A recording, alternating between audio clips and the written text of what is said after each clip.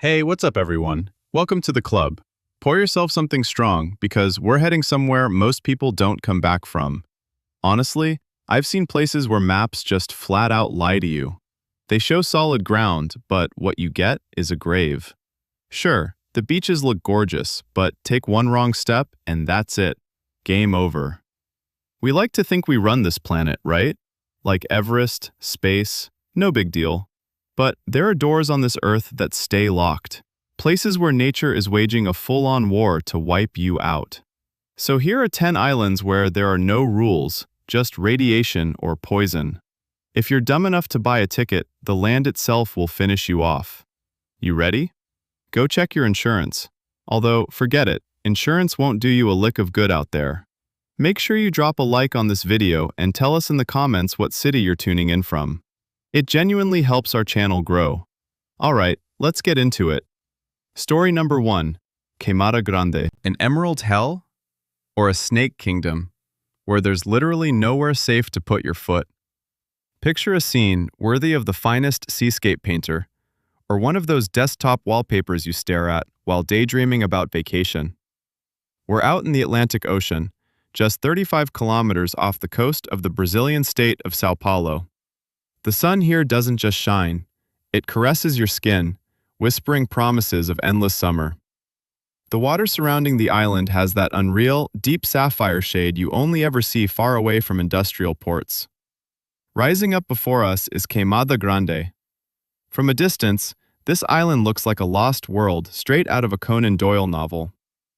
A thick crown of emerald jungle blankets a rocky ridge that towers majestically above the ocean at 2. You'd think that all you'd have to do is sail a little closer, step onto the rocky shore, follow a little trail upward, and you'd find yourself in a pristine forest where bright parrots flutter about and harmless sloths hide in the bushes. The air smells of salt, sun-warmed stone, and wild tropical life. This place looks like the perfect hiding spot for a pirate's treasure. Or maybe an exclusive resort for some billionaire who's just sick of people. But here's the thing, all this pastoral beauty is actually a trap, the most sophisticated one evolution could have ever cooked up over 11,000 years. Local fishermen, whenever they sail past, cross themselves and look the other way. And the Brazilian Navy has literally made it illegal by law for any civilian to set foot on this land. And it's not about secret military bases or hidden Inca gold. The thing is, the very air here seems soaked and hissing. Let's dig a little deeper into the biology and history to really grasp just how catastrophic this place is. About 11,000 years ago, when the last ice age wrapped up, global sea levels shot up fast. The water cut this chunk of land off from mainland Brazil, turning it into an isolated death laboratory. Whatever animals got left behind were basically trapped. But while the larger predators starved to death, one species didn't just survive. It mutated, adapted, and became the absolute ruler of this tiny patch of Earth. Say hello to Bothrops insularis, or the island Bothrops, also known as the golden lancehead pit viper. This isn't just a snake, it's a biological weapon on legs. Well, sorry, without legs. On the mainland, Bothrops have natural enemies, and their victims actually stand a chance of running off before the venom kicks in. But on Ilha da Queimada Grande, the snake ended up with 0 ground predators. Their only available prey became migratory birds dumb enough to land and take a breather on the branches of the local trees. Evolution handed these snakes one brutal challenge. If you bite a bird and it manages to fly even 50 meters before dropping dead, you go hungry. The bird falls into the ocean and your meal is gone. So natural selection cranked the venom settings all the way up to maximum. The island Bothrops's venom is 5 times more potent than that of its mainland cousins. This isn't just some toxin, it's a nightmarish cocktail that triggers near-instant tissue necrosis, gastrointestinal bleeding, kidney failure, and brain hemorrhage. It literally starts digesting the victim before the snake even swallows it. The bird doesn't die in minutes, it goes down in seconds. But the most terrifying thing here is the population density. Picture a packed subway car during rush hour. Only instead of people, imagine venomous vipers ranging from half a meter to a full meter in length. Different sources throw out different numbers, but the most bone-chilling estimates, mentioned in Discovery Channel documentaries, go something like this. In certain parts of the island, the The density reaches from 1 to 5 snakes per 1 square meter. Let that sink in for a second. 1 square meter means that wherever you put your foot down, you're almost guaranteed to step on a snake. If you decide to sit down under a tree, a snake will be dangling from the branches right above your head. They're excellent climbers since they hunt birds. If you try to lean your hand against a rock, chances are you'll be placing your palm right onto someone's cold, scaly back. The island Bothrops has this striking golden yellow coloring that blends in perfectly with the play of light and shadow in the tropical undergrowth. You won't see death coming until you feel the sting. This place feels like the script of a horror movie where the director decided not to cut corners on the extras. There are no safe zones here. The entire island, covering just 43 hectares, is one massive writhing tangle of hissing bodies. Of course, human curiosity and stupidity know no limits, so the history of Ilha da Queimada Grande is packed with tragic episodes. The most well-known legend, which actually has some real basis to it and has been passed down by word of mouth among locals for nearly 100 years, involves an automated lighthouse. In the early 20th century, somewhere around 1909 or 1920, Brazilian authorities decided that such a dangerous island should at least serve some purpose for navigation. They built a lighthouse, but back in those days the automation was unreliable, so they sent a keeper along with his family, his wife and 3 children, to the island to maintain it. Just think about what their life must have been like. They lived under constant siege. Their home was a fortress. Windows and doors always shut tight. Going outside only in tall, thick leather boots and carrying a stick, carefully scanning every single centimeter of ground. They lived inside a terrarium, where they weren't the observers, they were the exhibit. The tragedy went down on one sweltering night. According to one version of events, the family had run out of supplies or the generator had broken down. Another version says someone simply forgot to close the kitchen window. That was all it took. Snakes, drawn in by the warmth or the smell of food, slipped inside the house. When the family woke up, they found the living room floor was literally writhing and moving. In a panic, they bolted out of the house, hoping to reach the boat, but that turned out to be a fatal mistake. It was nighttime, prime hunting hours for the Bothrops. The path from the keeper's house to the dock, cutting through dense undergrowth, became an absolute corridor of death. The snakes hit them from the ground, from the bushes, from the tree branches hanging right above their heads. Not a single family member made it to the shore. When the supply ship showed up a week later, the sailors found their bodies scattered along the trail. The venom had done its work in such a horrifying way that even seasoned sailors could barely keep themselves from throwing up. After that incident, the lighthouse was switched over to a fully automated system. Ever since then, roughly since 1925, not a single person has lived there. But people kept on trying anyway. There's a story about an unlucky fisherman who was found dead in his own boat, drifting not far from the island. They say he came ashore to pick some wild bananas. He may well have found his bananas, but when he got back to the boat, he noticed bite marks on his leg. The venom worked so fast that he didn't even manage to start the engine and get to a safe distance. He was found lying in a pool of his own blood, his face frozen in a grimace of pure pain and terror. Even modern scientific expeditions, which require special clearance from the Brazilian Navy, are carried out like full-on military operations. Biologists come ashore in Kevlar gaiters, covering their legs all the way up to the thighs, wearing thick clothing and protective eyewear. A doctor with a supply of specific antivenom is always part of the team. Though everyone involved understands perfectly well that if there are multiple bites, or if the flight back to the mainland takes too long, the antivenom might not be enough to save anyone. One of the researchers interviewed for the documentary admitted that even wearing a full protective suit, he still felt completely naked. "You take a step and hear a crunch," he said. "You think it's a twig, but then you realize there's a soft body under your boot, trying to twist around and bite through your soul. It breaks you psychologically within half an hour." Queimada Grande is a genuinely humbling lesson for all of humanity. We throw up skyscrapers, launch satellites, and build artificial intelligence. Yet there's this chunk of rock sitting in the middle of the ocean that we're basically forced to avoid, handing it over to legless reptiles without a fight. The place looks like Mother Nature herself decided to build her own personal panic room, Or maybe it's her private stash of biological weapons, kept ready for the day we finally push her too far.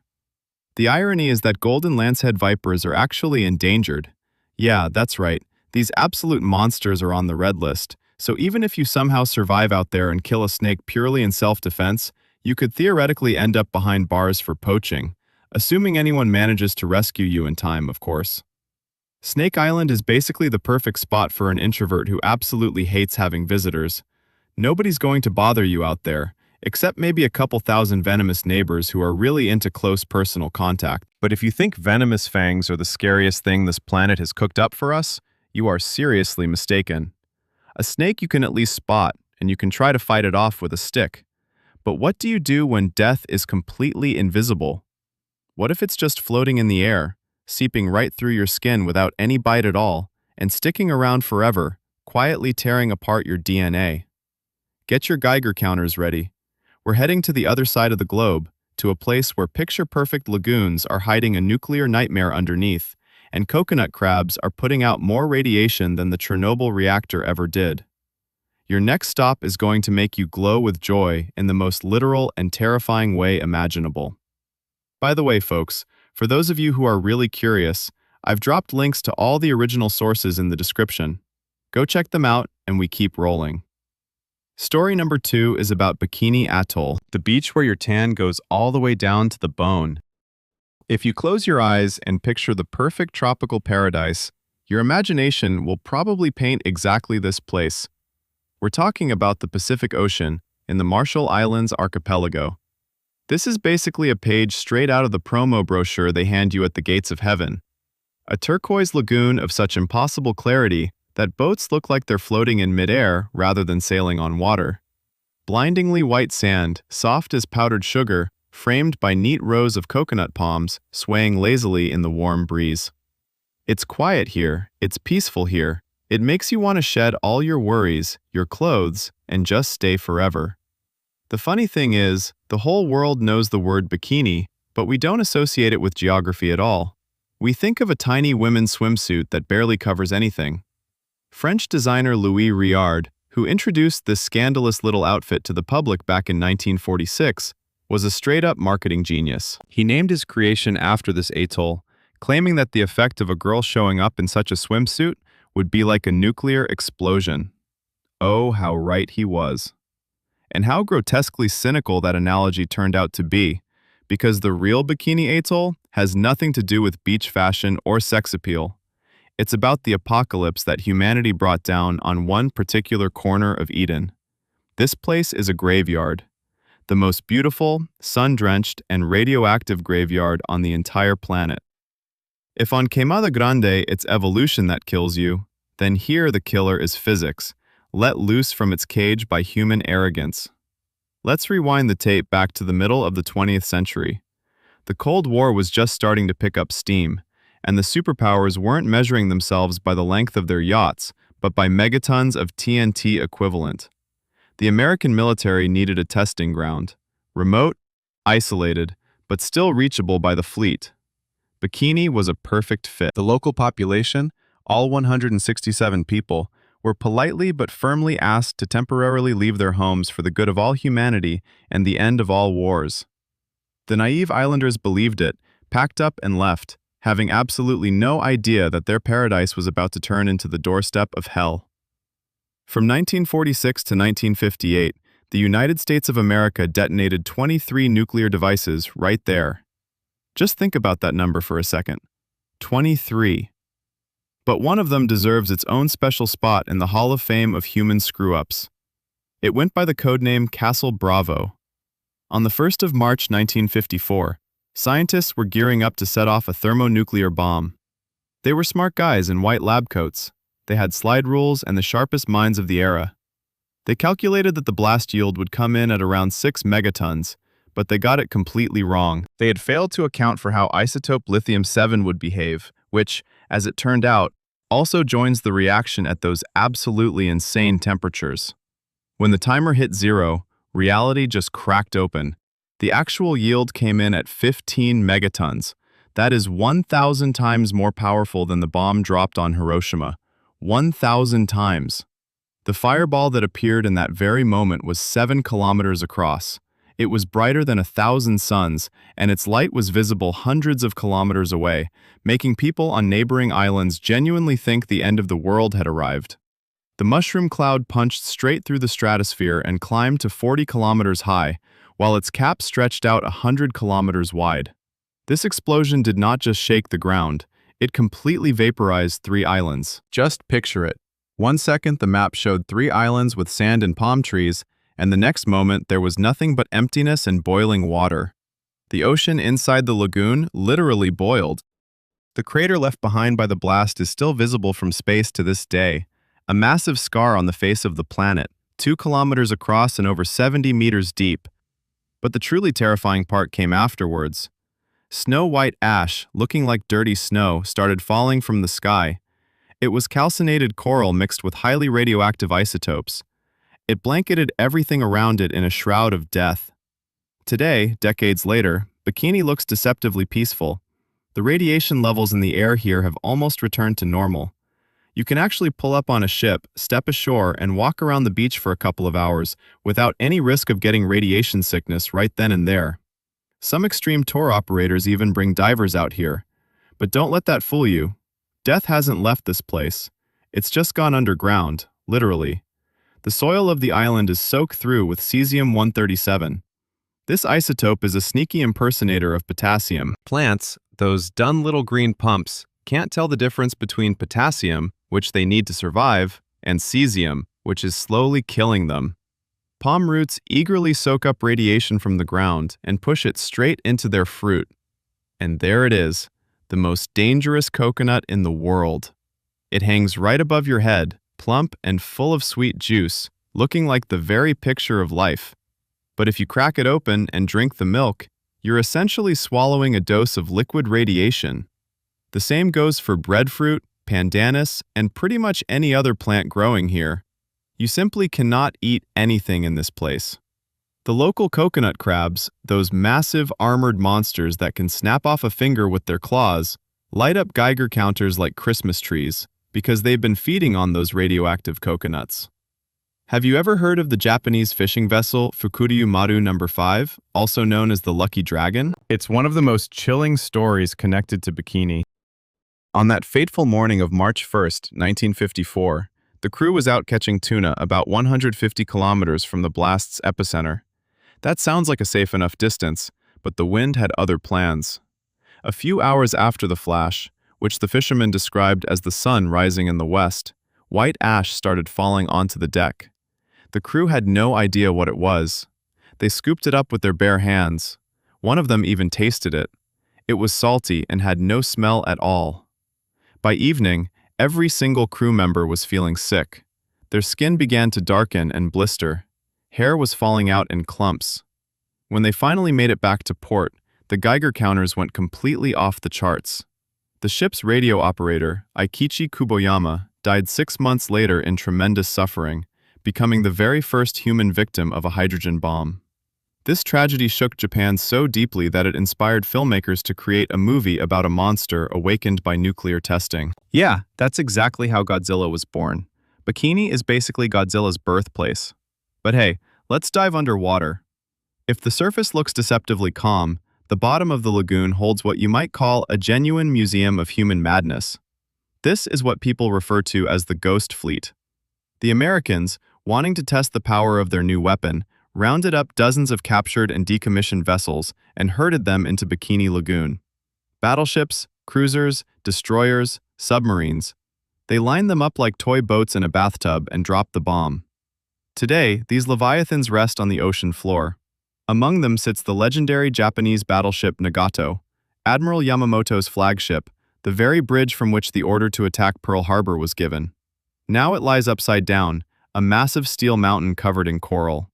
The American aircraft carrier Saratoga rests there too, an enormous beast stretching 270 meters in length. Its flight deck has caved in. Planes are still sitting in the hangars, ready for a mission that will never come. Divers who go down there talk about an incredibly eerie, almost mystical feeling. Water blocks alpha and beta radiation, so brief dives are considered relatively safe, But the sight of those giant gun turrets aimed out into the ocean darkness, riddled with holes from a nuclear blast, sends a chill through you that has nothing to do with cold water. This is a place where time froze back in 1946. There are no fish schools like you'd normally see around reefs. Life is creeping back here, slowly, reluctantly, as if afraid of getting hit again. In the late 1960s, the US government announced that the island had been cleaned up and was safe to return to. The native residents were brought back home. People were crying with joy, kissing their homeland. They started rebuilding their houses and planting gardens. But after a few years, regular medical checkups revealed something horrifying. Cesium levels in the islanders' bodies had jumped by dozens of times. They were evacuated all over again. Just try to imagine that kind of trauma. To come back to the promised land, only to find out it's poisoned and slowly killing your kids. Ever since then, Bikini has been completely uninhabited. Everything there is in perfect order. Nature is gradually taking over the concrete observation bunkers. The beaches are spotless because there's nobody around to litter. The sharks patrolling the lagoon have probably become the healthiest creatures in the entire region, although scientists have spotted some pretty weird mutations in certain fish, missing fins or twisted spines. And hey, there's this one popular fan theory about mutation movies. You know where SpongeBob SquarePants lives, right? In a little town called Bikini Bottom, which literally translates as the bottom of a bikini. The guy who created the show was actually a marine biologist. A talking sponge, a starfish in shorts, and a businessman crab. That's not just random imagination. That's possibly the darkest humor ever pulled off in the history of children's animation. These are mutants, born from the radiation of Bikini Atoll. So why exactly should you not go there, even if you've got a spare $10,000 lying around for some exclusive diving tour? Because Bikini is basically Russian roulette with an invisible bullet.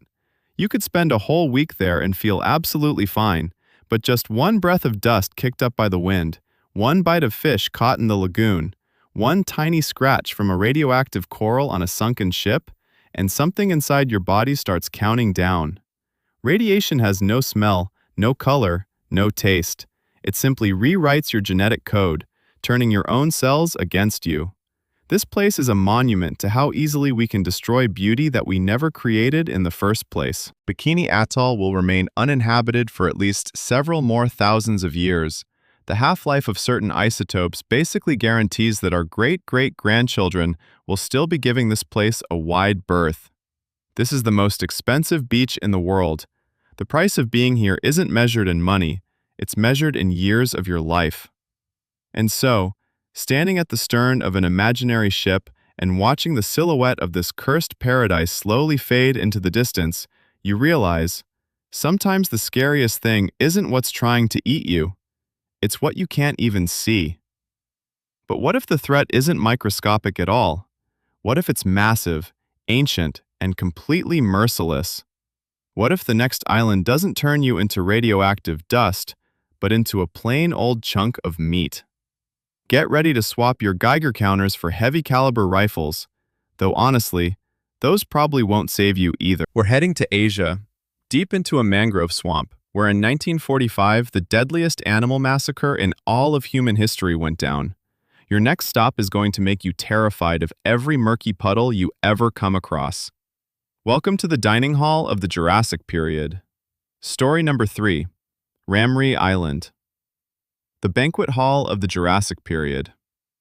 If you thought the previous stops were uncomfortable, I'm going to need you to mentally brace yourself right now because we're about to dive into a genuine, sticky, squelching hellhole.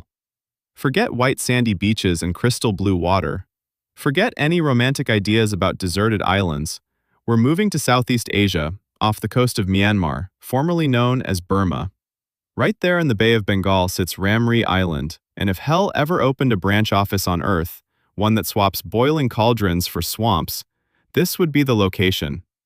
From the air, Ramree looks like a dark green stain sliced through by veins of rivers. But drop down any lower and you'll quickly realize this is no paradise. It's an endless maze of mangrove forest. Mangroves are remarkable trees. They live in salt water, standing up on enormous twisted stilt roots. At dusk, those roots look like the tangled limbs of corpses, or like the bars of a prison cell you simply cannot escape from.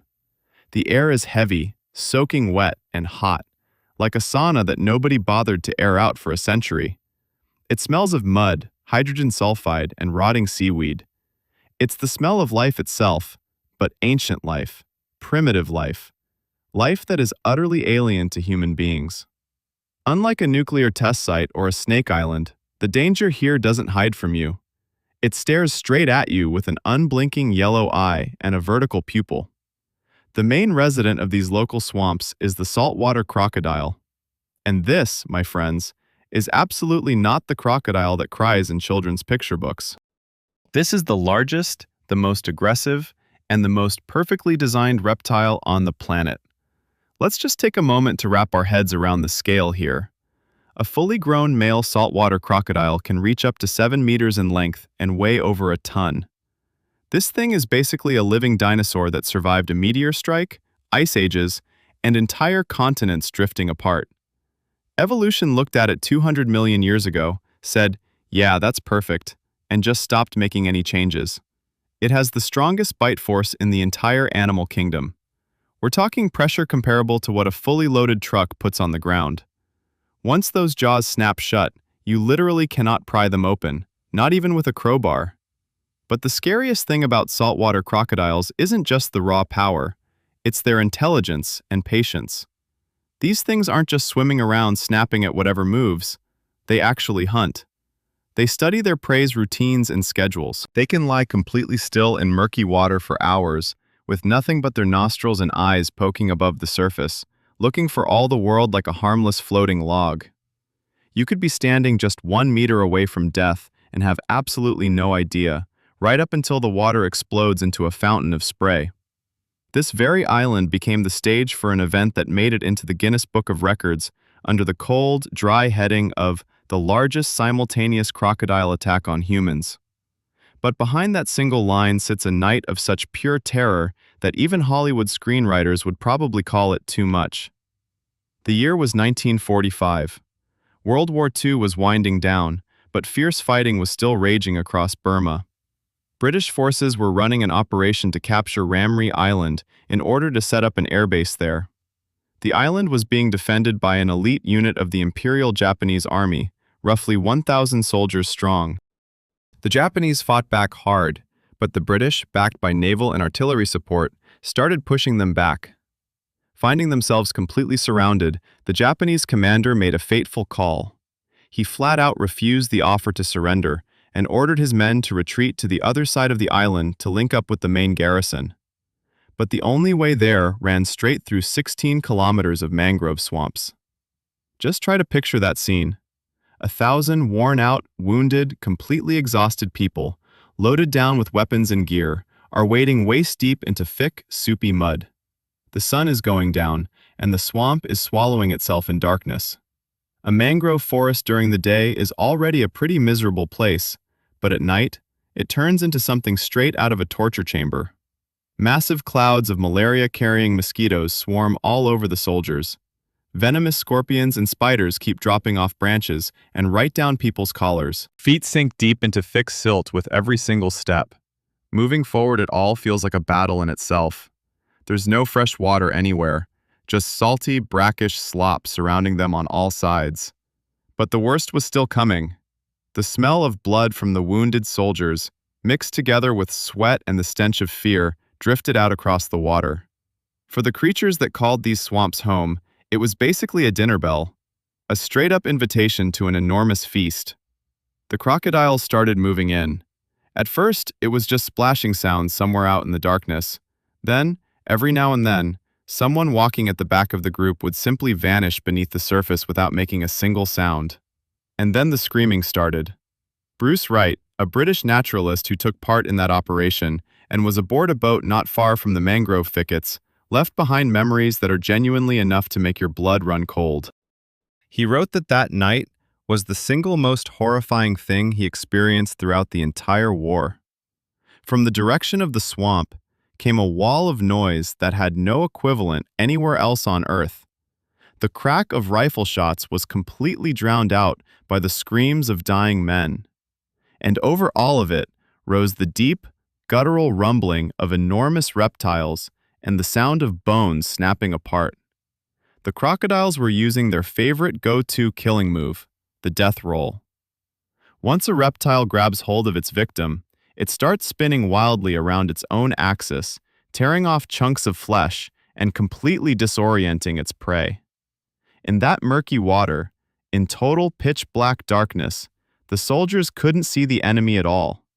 They fired blindly into the water, but bullets just bounced right off the armored backs of the predators or disappeared into nothing.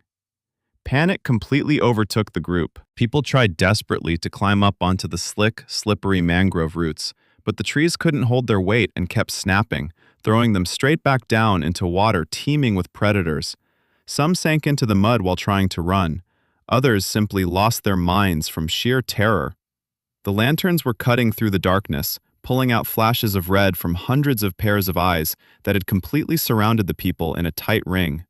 That night, nature decided to remind humanity exactly where it stood in the food chain, and that spot was somewhere between the appetizer and the main course. When the sun came up the next morning and lit up the swamp, silence took over. Vultures were already circling overhead, eagerly waiting for their share of the spoils. Out of the 1,000 soldiers who had marched into that swamp, only around 20 made it to the other side, depending on who you ask. They were in a state of absolute, total shock. Most of them were badly wounded, but not by bullets, by teeth. The remaining 980 simply vanished. The swamp swallowed an entire regiment in a single night. Of course, modern historians still argue about the exact death toll. Some claim that many of the men actually died from dehydration and disease, and the crocodiles just finished off the bodies. But the bottom line remains the same. 1,000 people walked into that jungle, and almost none of them walked back out. And locals will still tell you to this day that the crocodile population on Ram Ri noticeably increased after that war. There was plenty of food to go around. Ram Ri is still a dangerous place today. The mangrove swamps haven't gone anywhere, and neither have the crocodiles. Sure, geologists are actively out there looking for oil and gas, and construction crews are laying pipelines through the area.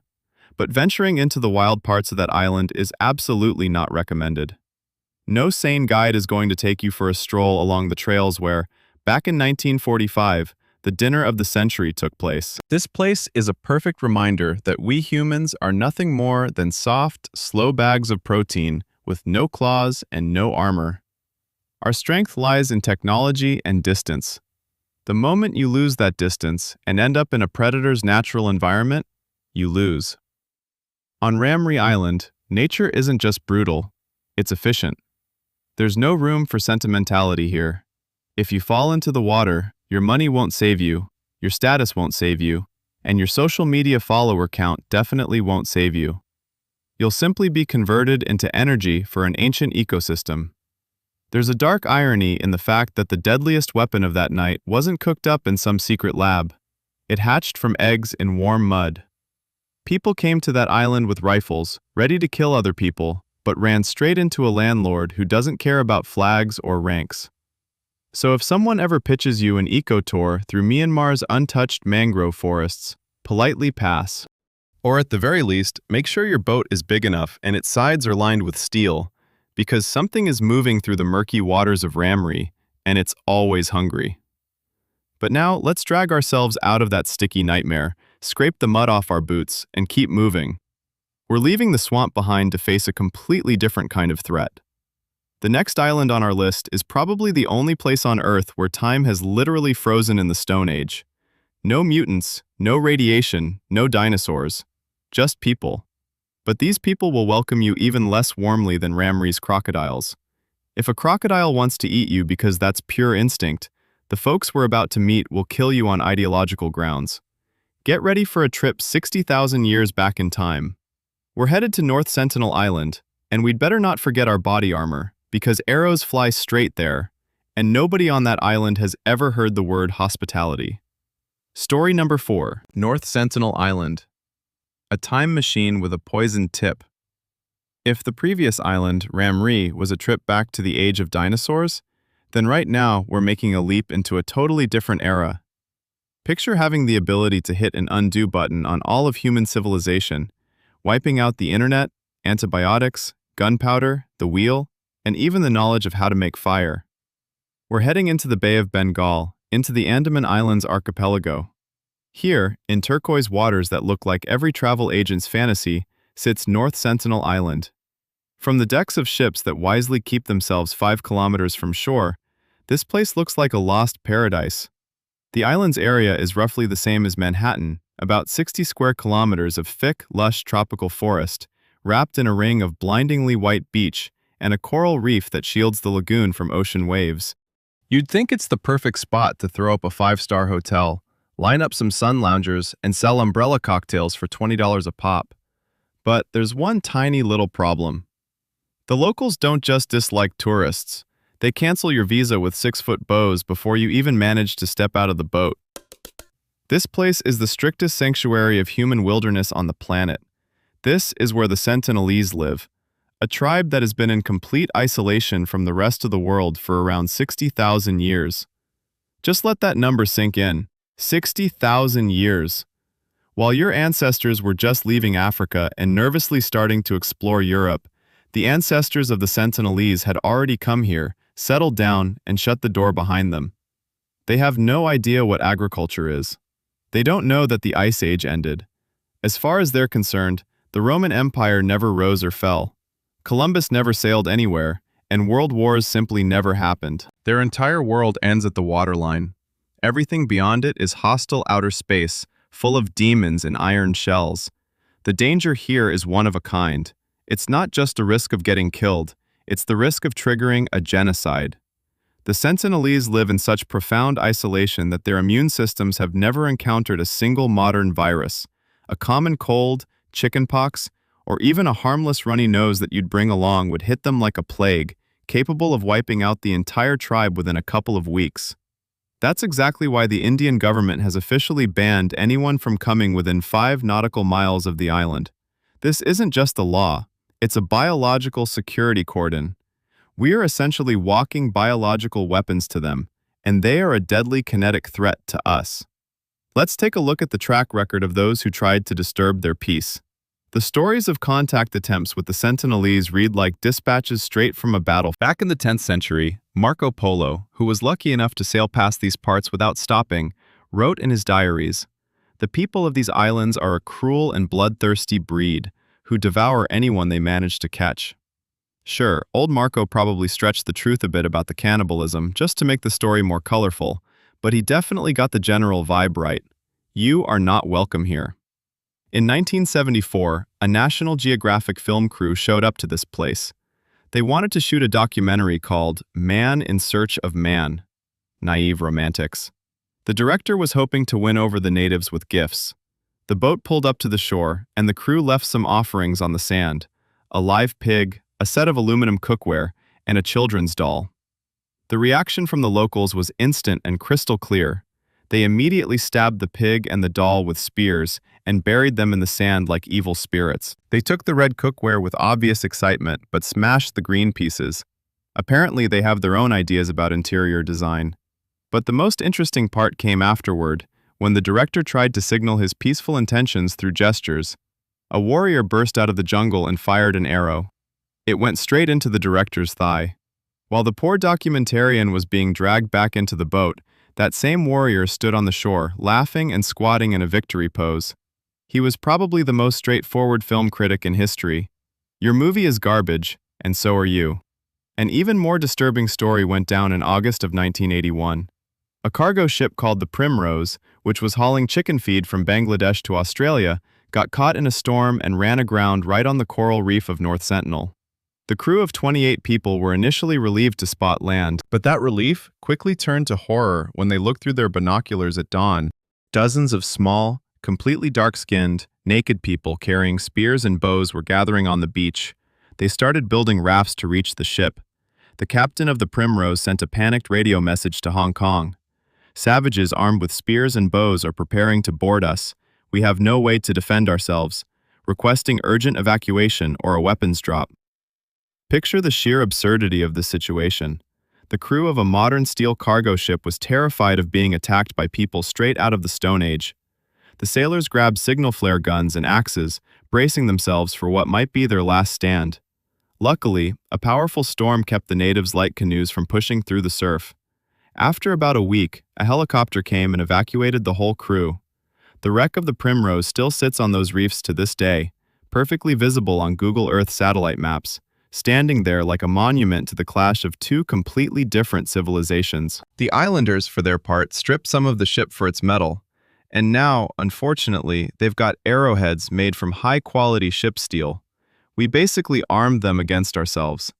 But the most tragic and talked about story happened quite recently, back in November 2018. A 26-year-old American missionary named John Allen Chow decided that Indian law and plain common sense simply didn't apply to him. When it came to saving souls, he was completely consumed by the idea of bringing Christianity to this island. John hired local fishermen to sneak him close to the restricted zone under cover of darkness.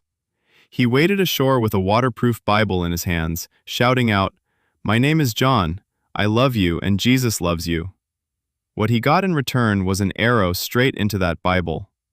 John panicked and retreated, swimming back to the fisherman's boat, but he didn't. He wrote in his diary, "Lord, I don't want to die, but who will take my place if not me?" The very next day, he headed back to shore again.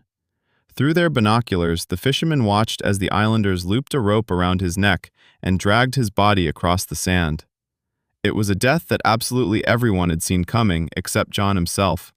He showed up in someone else's world, not just pushing his own rules, but essentially threatening to wipe out everything those people had ever known.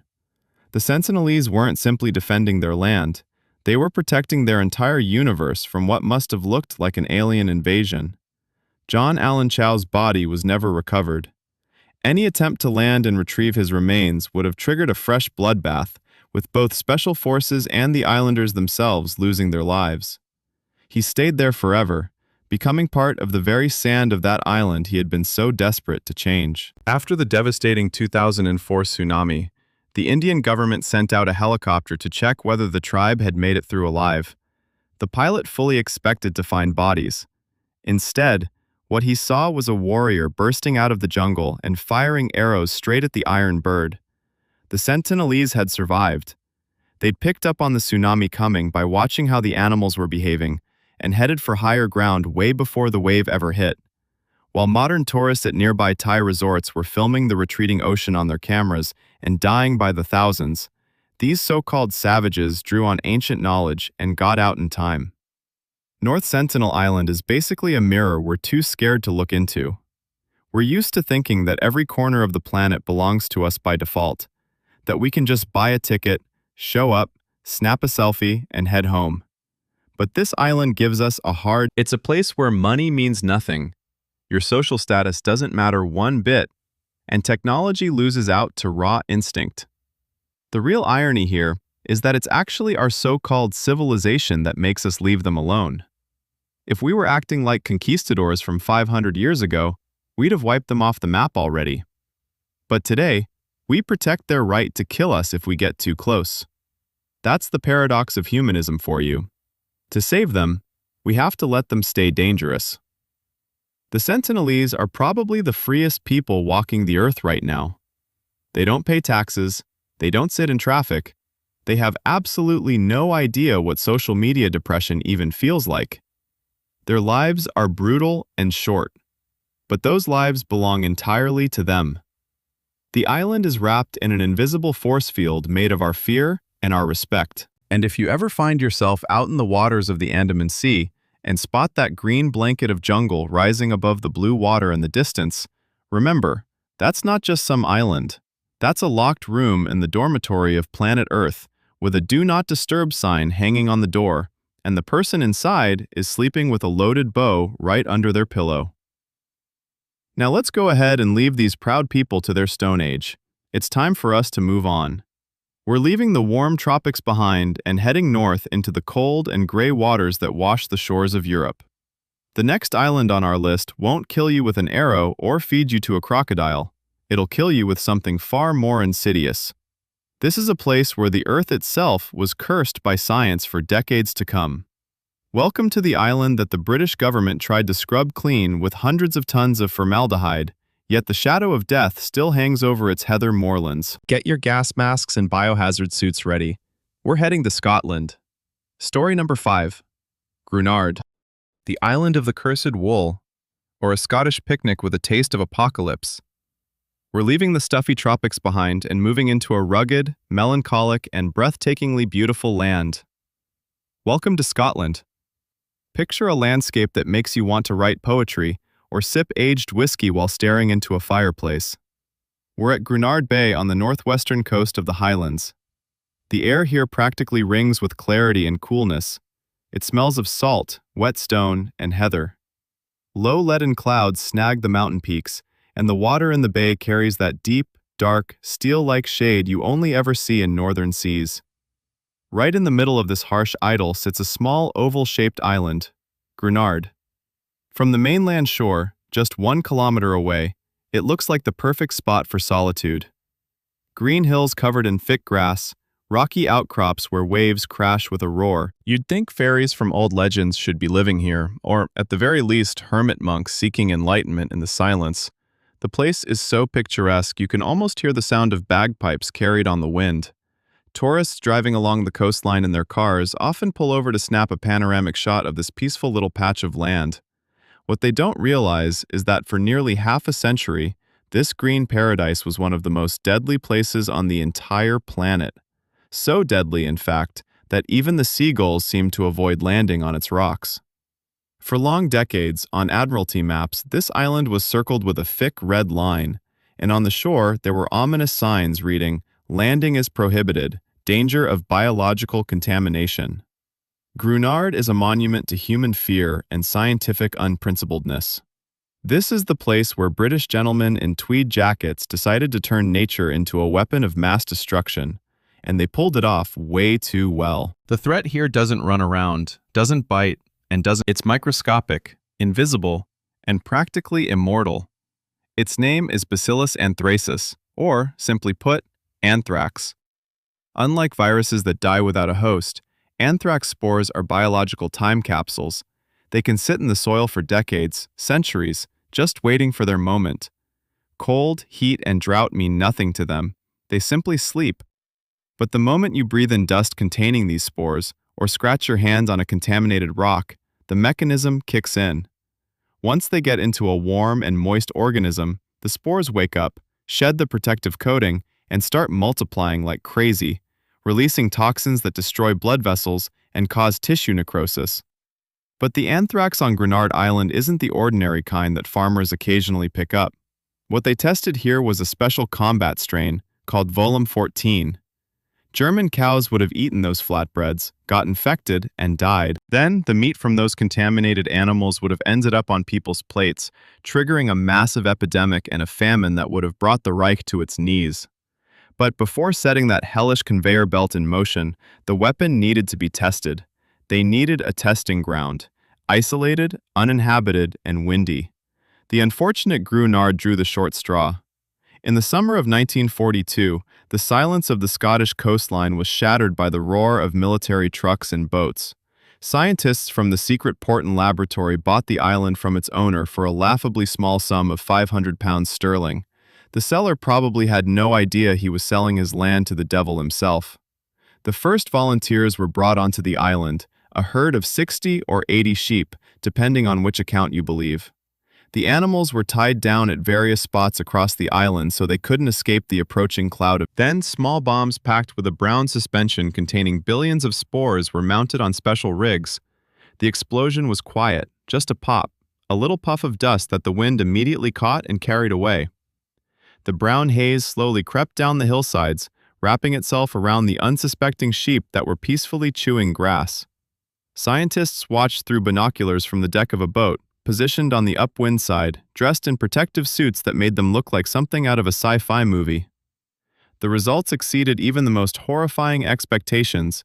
The sheep started dying within just a few days. It was not an easy death. The animals suffered from internal bleeding, fever, and shock. By the time the experiment was over, the entire herd was dead. The scientists, satisfied with the effectiveness of their vegetarian weapon, collected the carcasses wearing the highest level protective gear, dumped them into a pit beneath an overhanging cliff, and blew the cliff up with dynamite to bury the evidence under tons of rock. But nature doesn't forgive that kind of treatment. Sometime shortly after the tests, the body of one of the infected sheep, or according to another version, a contaminated piece of equipment, was swept up by a wave and washed ashore on the mainland at Grenard Bay. A local dog found the little gift, gave it a good snat. Shortly after, the dog died, and then domestic animals on the mainland started dying too: sheep, cows, horses. A quiet panic began spreading among the local population and the military. Intelligence agents urgently cordoned off the area, paid farmers enormous sums to keep their mouths shut, and destroyed all the infected animals. The incident was successfully hushed up, but it became crystal clear that the genie was out of the bottle. Grenard Island was so heavily contaminated that, according to scientists' calculations, it was supposed to remain uninhabitable for several hundred years. Project Vegetarian was never actually used against Germany. The war ended before that happened. 5 million poisoned linseed cakes that had already been produced and were sitting in warehouses got burned in furnaces, while Grenard just stayed there, lonely, beautiful, and deadly as hell. For 40 years, the island sat completely abandoned. Once a year, people showed up in hazmat suits, took soil samples, and just shook their heads. The spores were alive, active, and ready to kill. Grenard became an exclusion zone long before Chernobyl ever did. The locals passed around legends about the beast of Grenard, though the real beast was an invisible microbe. In 1981, a group of activists calling themselves Dark Harvest decided to remind the government about the problem. They secretly landed on the island, which was basically a suicide mission, filled buckets with contaminated soil, and left a package of that dirt at the gates of the secret laboratory in Porton Down and another one in the city of Blackpool, where the ruling party's conference was taking place. Their note stated that they would scatter the soil across the entire country if the island wasn't cleaned up. It was bioterrorism in the name of ecology. The authorities finally got moving. In 1986, an unprecedented decontamination operation of an entire island kicked off. Hundreds of tons of seawater mixed with formaldehyde were brought in. People in chemical protection suits literally soaked every single square meter of the island with poison to kill another poison. They stripped away the top layer of soil in the most heavily contaminated spots and sealed it all in airtight containers. To prove that the island was actually safe, in 1987, a flock of sheep was brought back there, a flock of hope. The sheep grazed there for 6 months, munching on grass, drinking water from puddles, and they made it through just fine. They even put on some weight. On April 24, 1990, Deputy Defense Minister Michael Newbert came out to the island, pulled off his protective mask, and made a big show of driving a shovel into the soil of Grenard, officially declaring it safe. The heirs of the former owner bought the island back for the exact same 500 pounds sterling. Quite the deal of the century, right? Officially, Grenard is clean. You can head out there, throw a picnic, and even spend the night in a tent. But let's be real here. Scientists didn't sift through every single grain of sand. Anthrax spores could be hiding deep in rock crevices where the formaldehyde never reached, or sitting under the roots of old heather. This place is the perfect illustration of the phrase, trust but verify, or, in this case, trust the government, but maybe don't dig too deep. Grenard is a ghost island that looks perfectly healthy, but its medical history is enough to make you break out in a nervous sweat. The island's owners aren't exactly rushing to build cottages there. Right now, there's nothing out there except the ruins of an old stone house, and the wind, which still seems to whisper the name of the operation. Vegetarian. Vegetarian. So, if you do decide to visit this landmark of Scottish nature, here's my advice. Don't eat the soil, don't touch any bones that might be sticking out of the slopes, and for the love of everything, don't try growing potatoes there. We're leaving foggy Scotland behind, where the threat was hiding in the ground and in history. But what do you do when you can't run from the threat? Because it's not in the earth. It's literally everywhere. What if the very air you're breathing wants to kill you? And the only way to survive is to turn yourself into some kind of cyborg with a rubber face. Our next destination takes us to the other end of Eurasia, to the land of the rising sun. There, people live at the foot of a volcano that loves to breathe so much that the locals wear gas masks like they're a fashion accessory. This is a place where an air raid siren doesn't mean a bombing run. It means the wind has shifted and brought along a cloud of sulfur dioxide. Get your lungs ready and check your filters. We're heading to Japan, to the island of Miyake-jima, where every single breath could be your last. Story number 6. Miyake-jima. The Gas Mask Island, or life in the belly of a dragon. Take a deep breath. Feel it. For now, it's just the regular air in your room. Enjoy it, because where we're going, breathing freely is an unaffordable luxury, and clean oxygen is worth more than gold. We're flying to Japan, but forget about the neon lights of Tokyo, the ancient temples of Kyoto, or the snow-capped peak of Mount Fuji. Our destination sits 180 kilometers south of the Japanese capital, in the Izu archipelago. Right there, among the bright blue waters of the Pacific Ocean, the island of Miyake-jima rises up. If you take a look at the promotional brochures, which local tourist offices still print with a certain degree of cynicism, you'll see a pretty picture. This volcanic island hits you with its raw, almost graphic kind of beauty. There are beaches with sand as black as tar, shimmering in the sunlight like scattered diamonds. The water surrounding the island is so crystal clear, you can see the bottom at a depth of 20 meters, and the coral reefs are packed with colorful fish. Dense forests blanket the mountain slopes, promising shade and solitude. The place looks like a perfect filming location for a Jurassic Park sequel, or maybe a secret villain's lair straight out of a James Bond movie. But the moment your ferry pulls close to the port, you'll notice a strange little detail that completely shatters that peaceful illusion. Every single local, from fishermen on the dock to school kids walking home after class, carries a small bag on their side. These aren't lunch boxes or trendy accessories, they're gas masks. And they don't wear them for fashion, but because here on Miyake-jima, the air can try to kill you at any given second. Welcome to the only inhabited place on Earth where the phrase, "the atmosphere is heating up," is taken completely literally, and the weather forecast includes a chemical hazard update. The heart and the curse of this island is Mount Oyama. This isn't just some mountain, it's an active volcano with a seriously nasty temper and what you might call a chronic case of indigestion.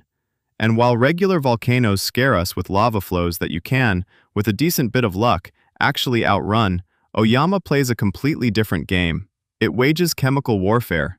The main enemy here is invisible. It's sulfur dioxide, a gas that smells like thousands of matches being struck all at once, or like rotten eggs scaled up to the size of an entire city.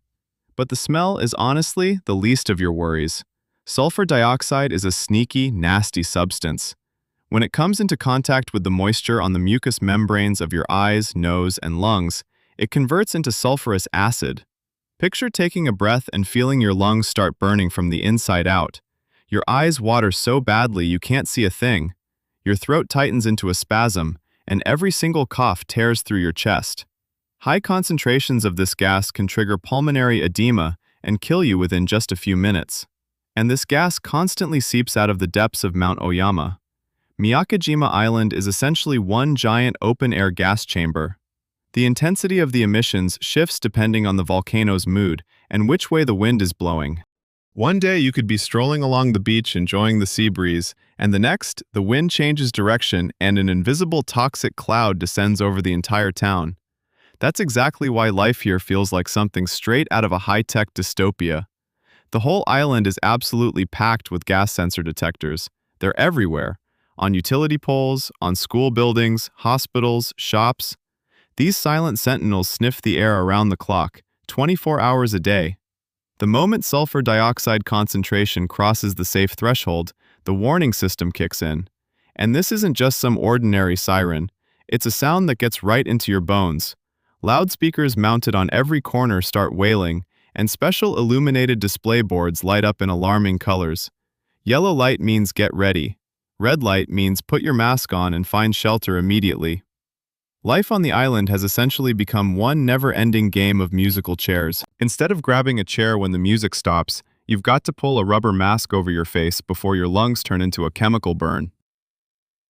The history of the locals' relationship with the volcano is packed with drama. In the 20th century, Oyama erupted several times, in 1940, 1962, and 1983. But the real apocalypse hit right at the turn of the millennium. In July 2006, the volcano woke up and meant serious business. A series of powerful earthquakes kicked off. There were tens of thousands of them over just a couple of months. The island was shaking like a ship's deck in a storm, and then thick, caustic smoke started pouring out of the crater.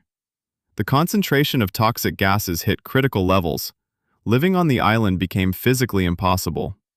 In September 2000, the Japanese government made an unprecedented call: full evacuation. The entire population, around 3,600 people, was moved to the mainland. Mekidima was deserted. For 5 long years, the island turned into a movie set for an end-of-the-world film. Picture empty streets where only the wind and poisonous fog roam, houses with tables still set, bicycles abandoned in a rush, shops with goods still sitting on the shelves. But unlike Pripyat, here the destruction moved at an accelerated pace. The acidic environment ate through metal. Cars left behind by their owners turned into rusty skeletons within a couple of years. Metal rooftops rotted through with holes. Even concrete started crumbling under the assault of aggressive chemicals. The vegetation took a hit too. Huge stretches of forest on the mountain slopes turned into graveyards of dead trees. White, dried-out trunks stick out of the ground like the bones of giant fish, creating a haunting contrast against the black volcanic ash. But the Japanese are a people of remarkable resilience and deep attachment to their homeland. In 2005, when the volcano's activity dropped off a little, though it never fully stopped, residents were allowed to come back, but with one strict condition. Anyone who sets foot on the land of Miyakima must carry a working gas mask at all times. That's the law. No gas mask, and they simply won't let you on the ferry. Around 2,800 people came back. But why?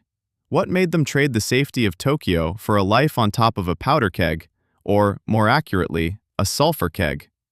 Some talk about love for their homeland. Others point to the hefty subsidies the government hands out to people who return. Nasty voices on the internet even spread a rumor that the island's residents are actually participants in some massive medical experiment studying how volcanic gases affect the human body, and that they're getting paid serious money for it. Obviously, nobody officially confirms this, but the idea alone gives the place a seriously creepy, lab-like vibe. Tourists who are brave enough to actually show up come back with stories that feel completely surreal. You walk into a souvenir shop, and right there between the fridge magnets and the cookies, you spot a shelf stacked with gas mask filters in all kinds of models. You head to a restaurant, and hanging by the entrance is a printed instruction sheet. If the siren goes off, seal the door, put your mask on, and don't step outside until the all-clear sounds. But the most unsettling thing isn't the volcano itself, it's how utterly normal the danger has become. Kids are out kicking a soccer ball around the schoolyard, and their gas masks are just sitting at the edge of the field like water bottles. Construction workers are patching up the road with masks dangling from their belts like hammers. They've gotten used to it. The possibility of dying from suffocation has become as routine for them as the possibility of getting caught in the rain is for us. Sometimes the sensors go off in the middle of the night. Picture this. You're sound asleep, and suddenly the darkness is torn apart by the howl of a siren. You have to wake up, find your mask in the dark, strap it on, and just wait. On nights like that, the island looks genuinely hellish. Empty streets drenched in flashing red light, not a single soul around. Just the wind pushing poisonous dust across the asphalt. Miyakejima is a place where the phrase, toxic relationship, takes on a very literal meaning. The island tries to kill its residents every single day, and they keep on loving it anyway, coming back, and even bringing tourists along to show off their abuser. It's the perfect getaway for anyone who thinks that a regular vacation is just way too boring. Why lie on the beach with a cocktail when you could be lying on the beach in a rubber gas mask, listening to your own heavy breathing and the voice of a siren?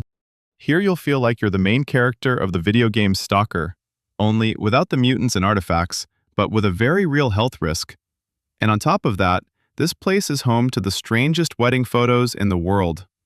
Newlyweds in a white dress and a tuxedo, but wearing gas masks in front of a smoking volcano. The romance of the apocalypse. Till death do us part doesn't sound like a vow here. It sounds more like a forecast for the next couple of years. But if death on Miyakejima comes from the air and has a scientific explanation, Our next destination is terrifying for a completely different reason. Science has no power there. We're leaving high-tech Japan behind and heading to the cradle of European civilization, good old Italy. But forget about pizza, wine, and gondoliers singing their songs. In the Venetian lagoon, there's an island that locals try their best to ignore, and fishermen go out of their way to avoid it, afraid of pulling up bones instead of fish. This is a place where the soil is 50% human ash. This is a place where the screams of the mad seem to have soaked right into the walls themselves. Get ready to come face to face with ghosts, plague, and madness. We're sailing to Poveglia. Story number 7. Poveglia. The island where the soil is made of ghosts and ashes. Forget for a moment everything you think you know about Italy. Wipe from your memory the glossy postcards with views of the Colosseum, the smell of freshly baked pizza margherita, and the romantic songs of gondoliers echoing off the walls of ancient palazzos. We're in the Venetian lagoon, one of the most tourist-packed places on the entire planet.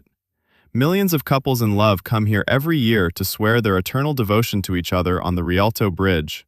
They sip orange cocktails, feed pigeons in St. Mark's Square, and watch the sunset, marveling at how the sun turns the cathedral domes to gold. But if you look south from the center of Venice toward the narrow strip of the Lido, your eyes might catch a small, heavily overgrown patch of land, featuring a gloomy eight-sided fortress and a crumbling bell tower sticking up like a rotten tooth. That's Poveglia, an island that no self-respecting Venetian would take you to for any amount of money. Local fishermen would rather take a detour of several kilometers just to avoid passing anywhere near its shores. They say their nets bring up not fish, but human bones polished smooth by the water. From a distance, Poveglia looks like classic abandoned romance. Ancient buildings wrapped in ivy, still water, no hustle or bustle. It seems like the perfect spot for some investor looking to launch an exclusive spa hotel for burned-out millionaires. Silence, peace, a view of Venice. But that silence is deceiving. It's not tranquility, it's a dead quiet. The silence of a place that has witnessed so much suffering that the very ground here is soaked through with pain. If Venice is the glittering carnival mask, then Poveglia is what hides behind that mask, a rotting face of death. To understand why this island is called the gateway to hell and the dumping ground of purgatory, we need to go back to the 14th century. Back then, Europe came face to face with an enemy more terrifying than any army, the Black Death. Bubonic plague was cutting through entire cities at a time. Venice, being a major trading port, found itself right on the front lines of that war. Ships arriving from the east brought silk, spices, and rats infested with plague-carrying fleas. When the Venetian authorities grasped the full scale of the catastrophe, they made a brutal but pragmatic decision. Poveglia became a lazaretto, a quarantine station. But this wasn't the kind of quarantine we got used to in the 21st century, with food delivery and streaming shows. This was a one-way ticket. Anyone showing even the slightest signs of illness, a cough, a fever, or a suspicious mark on their skin, was forcibly put in a boat and taken out to Poveglia. The island turned into one enormous, stinking waiting room for death. People were lying sprawled all over the overcrowded barracks and just straight on the ground, waiting for the end to come. Doctors dressed in their creepy beaked costumes stuffed with fragrant herbs were walking among the dying, but there was absolutely nothing they could do. When burial grounds ran out of space, the bodies started getting burned. Massive funeral pyres blazed here for years on end, day and night, lighting up the lagoon with an ominous dark crimson glow. The ash of the cremated bodies settled onto the ground, mixed into the soil, and seeped into the groundwater. Historians claim that during the plague epidemic on this tiny island, which covers no more than 7 hectares, around 160,000 people died and were burned. Just let that number sink in. 160,000 souls, on a patch of land you can walk around in 20 minutes on foot. That creates an absolutely monstrous density of death per square meter. Geological soil samples reveal truly shocking results.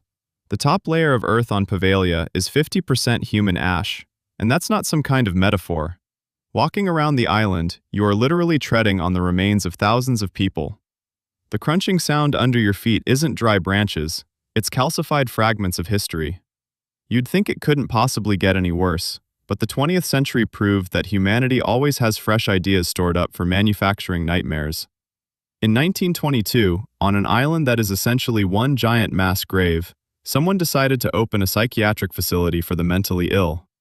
The logic of the authorities was flawless. Where else do you put the insane, if not on an island that everyone is already terrified of? Perfect isolation. Patients who ended up here started complaining almost immediately. They said they could hear whispers, screams, and moaning throughout the night. They saw shadows passing straight through the walls. They begged the doctors to transfer them anywhere else. But who's going to believe crazy people? The doctors simply upped the doses of sedatives and chalked everything up to hallucinations caused by the illness. For the psychiatrists, stories about the ghosts of plague doctors were just symptoms of schizophrenia. And this is where the main villain of Povalia's legend steps onto the stage, the Mad Doctor. History never recorded his name, but word of mouth and old archives paint a picture of an ambitious and ruthless individual. He figured that Povalia was the perfect laboratory, a place where nobody would ask too many questions. This doctor was completely obsessed with finding a physical cause for madness somewhere inside the human brain. He set up his office in the building with the bell tower. There, far away from prying eyes, he carried out truly horrific experiments. Lobotomy back in those days was already a pretty rough procedure, but this particular doctor used tools that honestly looked more at home in a carpenter's workshop: hand drills, chisels, and hammers. He drilled into the skulls of living patients, desperately trying to let out whatever demon he believed was driving their madness. The screams of those poor souls were swallowed up by the thick walls and the ringing of the bell. Though the bell had already been taken down by that point, the tower still stood as a symbol of his power and control. The ending of this story was both predictable and terrifying. According to legend, after several years of these so-called experiments, the doctor himself started hearing voices. The ghosts of the patients he had tortured, along with the victims of the plague, eventually drove him completely out of his mind. One night, in a fit of madness, he climbed all the way to the top of the bell tower and threw himself off. But the most chilling part, at least according to eyewitness accounts and local legends, was that he didn't actually die from the fall itself. Witnesses claimed they saw a thick, unnatural fog rise up from the ground, wrapping itself around the doctor's still living body and suffocating him by seeping deep into his lungs. That's how the island claimed its tormentor. In 1968, the hospital was shut down for good, and the island was left completely empty. Since then, nature has been slowly swallowing up the ruins. The hospital buildings, the church, and the barracks all stand without roofs. Trees grow right inside them, their roots cracking through marble floors. Rusted old medical equipment, overturned beds, and medicine cabinets knocked on their sides are still scattered throughout, giving the whole place an absolutely post-apocalyptic feel. Today, Povalia is officially off-limits to visitors. Getting in requires a whole stack of special permits, which the authorities hand out extremely reluctantly, if at all. However, there are some brave souls out there who actually hire private boats, spending insane amounts of money just to sneak onto this forbidden territory. And their stories are surprisingly similar. Almost everyone who's set foot on Povalia describes this overwhelming sense of dread that hits the moment you step ashore. It's not just plain fear, it's a physical sensation, like something heavy pressing down on your chest. Technology goes completely haywire here. Cameras shut off, batteries drain within minutes. Strange noises show up on audio recordings. A group of American ghost hunters who were filming an episode of their show there claimed that one of their crew members was literally possessed by some kind of entity for several months. Back in 2014, the Italian government, desperately short on cash, put the island up for auction on a 99-year lease. Officials were hoping someone would transform the ruins into a luxury hotel, but the auction fell flat on its face. The only bidder threw out a laughably low offer, and the whole deal got called off. Apparently, even the most cold-blooded capitalists understand that building a hotel on the remains of 160,000 people is just a terrible business plan. Karma doesn't mess around. Povalia is like a black hole on the map of beautiful Italy. It's a place where history didn't just pass through. It got frozen in an endless loop of suffering. There's no life here. Birds don't build nests in Povalia's trees. Even the insects seem sluggish and out of it. And the famous grapes that people once tried growing on this land produced wine with such a bizarre aftertaste that it was simply undrinkable. The ground made of ash gives you exactly what you'd expect in return. The real irony of Poveglia is that it sits just a few minutes away from where the Venice Film Festival takes place, where Hollywood stars are flashing smiles at cameras on the red carpet. Glamour and misery, life and death, champagne and plague ash, all of it sitting side by side, practically within arm's reach. So why exactly should you stay away from Poveglia, even if ghosts aren't your thing? Because this island is a biological and energetic dumping ground. The very atmosphere here is toxic. You're not just risking stepping on a rusty nail or falling through the floor of some old asylum. You're risking bringing something back home with you. Something no customs officer will ever catch, but something that'll have you waking up in a cold sweat in the middle of the night for a very, very long time. Some doors are better left unopened. Some islands are better left to the dead. And us? Well, before our boats start sinking under the weight of this story, we're getting out of this stagnant lagoon water. We need a fresh breeze. We need open space. But don't you dare relax, because we're heading somewhere where water isn't just a natural element. It's a hunting ground. Our next island is a tropical paradise in the Indian Ocean that belongs to France. The waves there are absolutely insane, the kind that make surfers lose their minds completely. But here's the problem. Under those waves, an army of perfect killing machines is patrolling. This island holds the world record for the highest number of shark attacks per capita. Go ahead and grab your boards, but maybe say goodbye to your legs first. We're flying to Réunion. Story number 8, Réunion, the island where the ocean bites back. Close your eyes and picture the perfect blend of Europe and the exotic. You're in the Indian Ocean, east of Madagascar. In front of you is Réunion Island, an overseas region of France. That means you can grab a crispy baguette for €1 here, pay with your French bank card, and have a conversation with a gendarme in pure Parisian dialect, all while standing smack in the middle of a tropical paradise. The island is absolutely stunning. It's a geological masterpiece, shaped by fire and water alike. Right in the heart of the island stands the magnificent volcano Piton de la Fournaise, one of the most active volcanoes in the entire world, regularly putting on fiery shows and sending rivers of lava flowing down its slopes. Fortunately, usually in a safe direction. The mountain slopes are blanketed in thick, emerald-green forests packed with waterfalls that tumble down into deep canyons. And the coastline? Well, that's every water sports enthusiast's absolute dream. Powerful, long, perfectly shaped waves roll in over the reefs, creating tubes that literally take surfers' breath away. Réunion had long been a mecca for the world's surfing. Champions made their way here, prestigious competition stages were held on these shores, and photos of its beaches graced the covers of sports magazines. It looked like one endless celebration of life. Sunshine, salty water, adrenaline, and beach parties going late into the night. But in 2011, the ocean decided to rewrite the rules. Paradise flipped into a war zone, and humans ended up on the losing side. If the threat on Ramree Island was slow-moving and swamp-bound, out here it's fast, sharp, and brutally efficient. The waters surrounding Réunion became home to bull sharks, tiger sharks, and more. And if you think all sharks are basically the same, you're seriously mistaken. The bull shark is basically the pit bull of the ocean. It's aggressive, unpredictable, and carries the highest testosterone levels of any animal on the planet. It doesn't just hunt, it dominates. What makes this creature truly terrifying is its ability to thrive in both saltwater and freshwater. It can push into river mouths, swim upstream, and strike exactly where you'd least expect it. The tiger shark, on the other hand, is essentially a garbage can with teeth. It'll eat just about anything: turtles, dolphins, car tires, license plates, and, unfortunately, people too. It can reach up to 5 meters in length, and has jaws powerful enough to crunch through a sea turtle's shell like a bag of chips. So why Réunion specifically? Why did the sharks here seem to go absolutely haywire? Scientists call it a perfect storm of contributing factors. First off, the creation of a marine reserve back in 2007, which banned fishing altogether.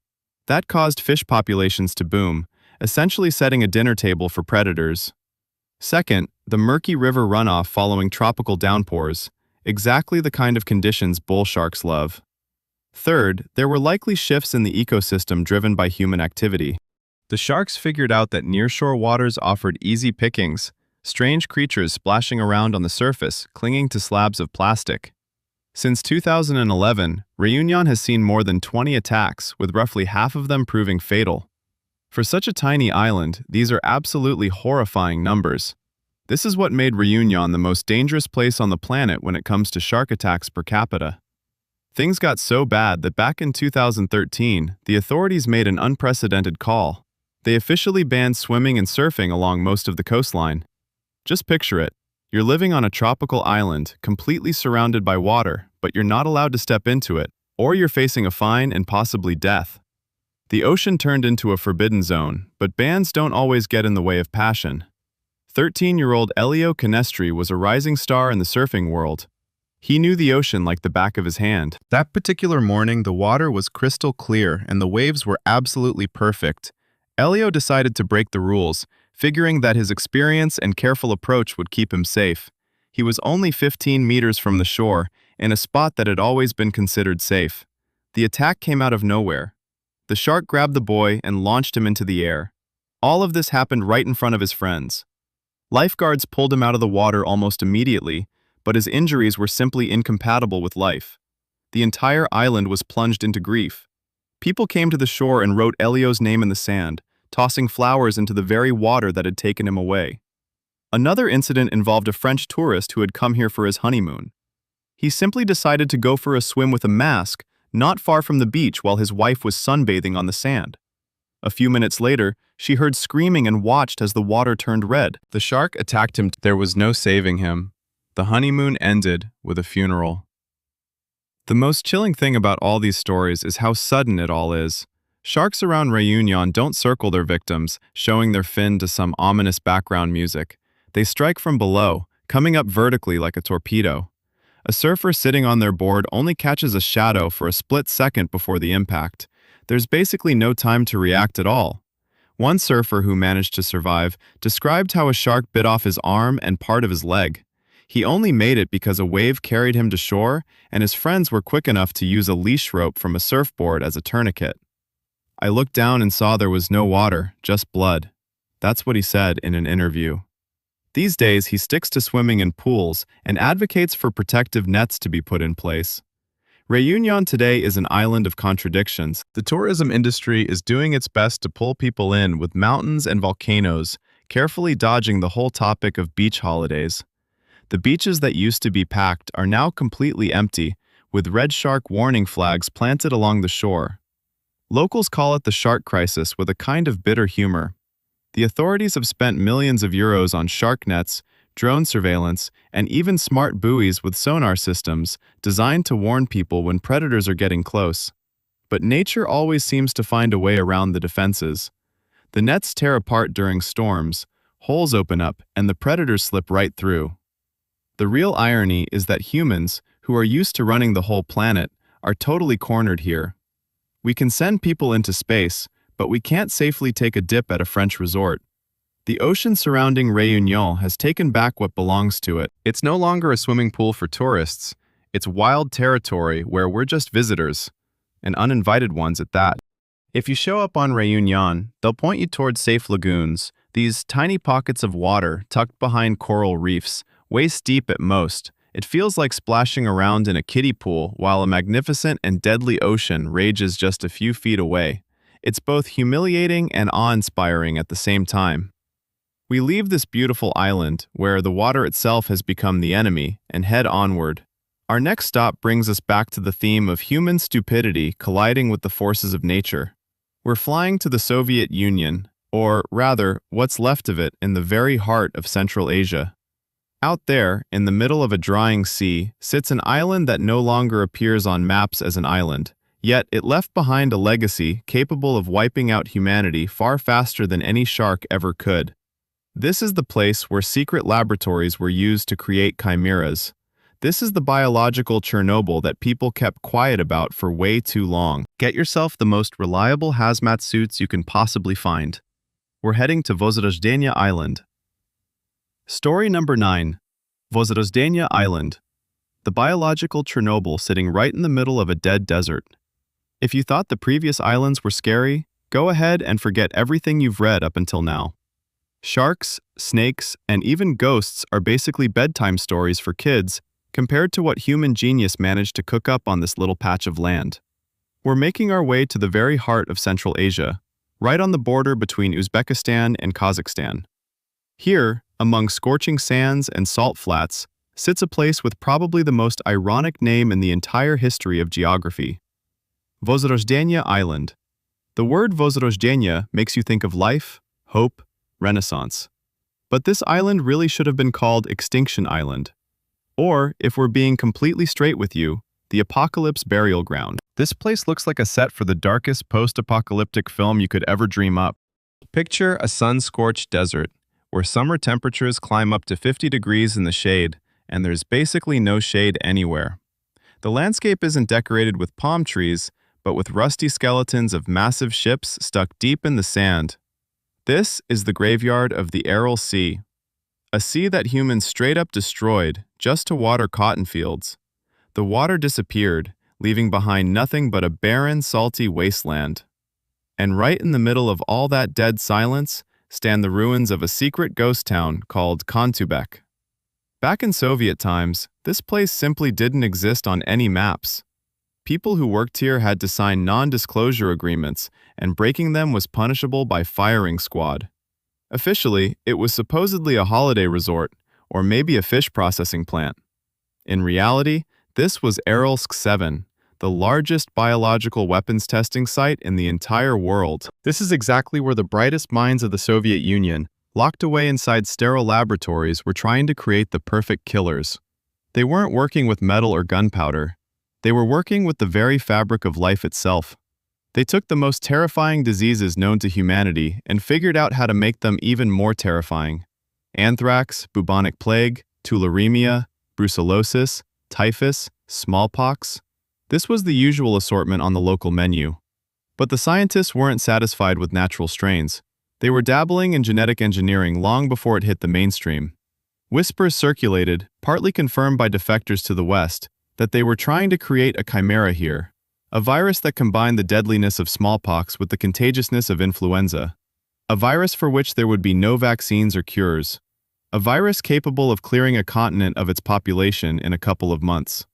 The testing ground operated perfectly. Thousands of test animals, monkeys, horses, sheep, rabbits, were kept on the island.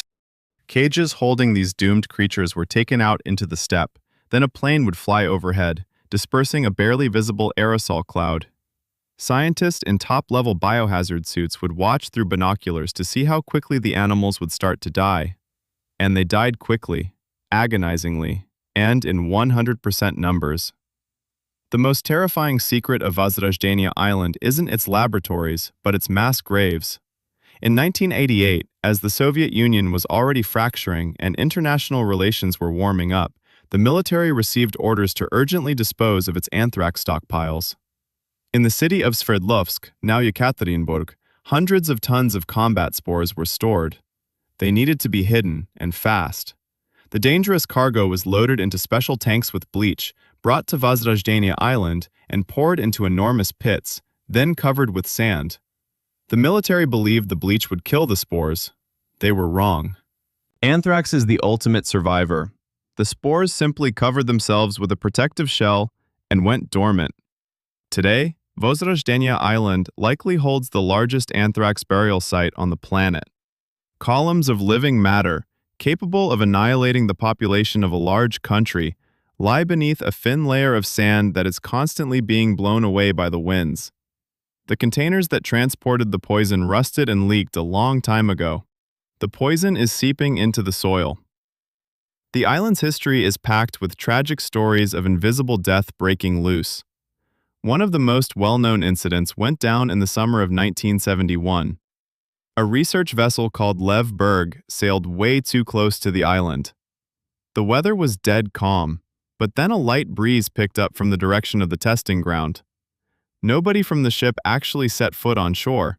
They simply passed by. But that was more than enough. A young female lab technician who happened to be out on deck collecting plankton samples breathed in that little gust of wind. A few days later, after she'd already made it back to her hometown of Orelsk, she started feeling unwell. Doctors diagnosed her with a respiratory infection, but soon her body was covered in horrifying black pustules. It was smallpox, a disease that by that point was considered nearly wiped out. An outbreak erupted. The city of Orelsk was locked down under a strict military quarantine. Trains passed through the station without stopping, their windows sealed shut. Soldiers in hazmat gear burned the belongings of the infected. Thanks to the heroic efforts of doctors and a massive vaccination campaign covering 50,000 people in just 2 weeks, the outbreak was brought under control. 10 people died, according to official figures, including children, and all of it because of a single gust of wind from that cursed island. An even more chilling story unfolded in the 90s, following the collapse of the USSR. The military abandoned the island in a rush. They left everything behind: laboratories full of equipment, residential buildings with furniture still inside, a library with books on the shelves, and reportedly even some samples sitting in refrigerators. Without electricity, of course, those thawed out pretty quickly. The city of Kantebek turned into a ghost town, but nature abhors a vacuum. Scavengers and metal thieves began making their way to the island. Residents from the desperately poor surrounding villages paddled out there in boats to strip copper cables, haul off pipes, and strip down whatever machinery had been left behind. They had no idea they were walking straight into the lion's mouth. Many of them came back home showing symptoms of strange illnesses. Doctors couldn't figure out why young men were burning up and dying from unknown fevers within just a couple of days. The diagnoses were vague and inconclusive, but everyone understood. It was a calling card from Vozrojdeniya Island. The most terrifying twist in this whole story came down to ecology. The Aral Sea kept on drying up. In the early 2000s, the strait that separated the island from the mainland simply vanished. Vozrojdeniya Island stopped being an island. It became a peninsula. That means the natural water barrier that had been keeping this biological nightmare contained was just gone. Now wild animals can freely roam across the territory of the former testing ground. Foxes, wolves, saiga antelopes, rodents. They wander across the contaminated sand, dig burrows right next to anthrax burial sites, get infected, and carry death straight back to the mainland. Rodents, gerbils, and ground squirrels are basically perfect carriers for plague. What we ended up with is a situation where a slow-burning biological bomb just opened its doors wide for anyone willing to walk through them. Back in 2002, American specialists came out here as part of a classified cleanup mission. They tried to neutralize some of the anthrax burial sites by flooding them with even more powerful chemicals, but completely decontaminating an island covering 200 square kilometers is simply not possible. The place is soaked in poison the way a sponge is soaked in water. Vozrojdeniya Island today is a zone of absolute exclusion.